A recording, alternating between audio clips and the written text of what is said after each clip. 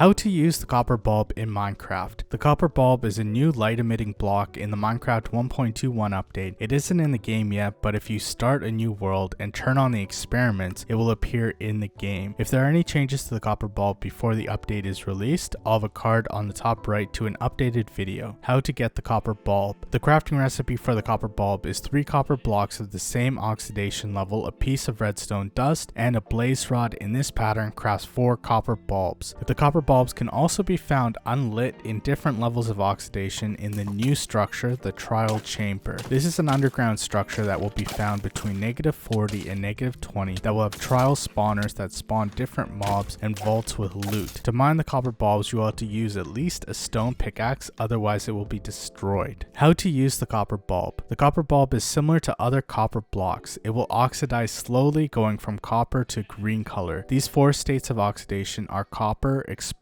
weathered, and oxidized. The best idea would probably be to oxidize the copper blocks before crafting them into copper bulbs. If you want to know how to oxidize copper blocks quickly, I'll have a card on the top right. To quickly summarize it, it'll take time as you have to space out the copper blocks with 4 blocks space, as the copper blocks oxidation will be affected by the surrounding copper blocks and the stage of oxidation they are at. The copper bulbs also can be waxed to not have further oxidized by having them crafted with honeycomb, or to right click the honeycomb when it is in your hand to wax the copper bulb. Also, the axe can be used to scrape off the wax if you want to have it continue to oxidize, or scrape off the last level of oxidation. The use of the copper bulb is a light emitting block. When the copper bulb receives a redstone pulse, it will light up. It doesn't have to be continuously powered by a redstone signal. You can use a button to power it, remove the button, and it will stay powered. There is a red dot in the center of the bulb that lights up when it receives a redstone pulse. The light level of the copper bulb emits will depend on the oxidation. At normal, it will be a light level of 15, at exposed it is 12, weathered is 8, and oxidized is 4. Redstone uses for the copper bulb. Also, the copper bulb has some interesting uses with redstone. An observer pointed towards a copper bulb will output a signal when it turns on or off. The observer will also be triggered when the copper bulb receives a redstone pulse and when it stops receiving a redstone pulse. This can be seen with the red dot on the copper bulb. Plus, the copper bulb can be pushed by a piston or sticky piston. When the redstone comparator is facing out from the copper bulb that is lit up, it will emit a redstone signal of 15. The signal will not be affected by the oxidation of the copper bulb. It will always be 15. The copper bulb can be powered by redstone dust or other redstone components,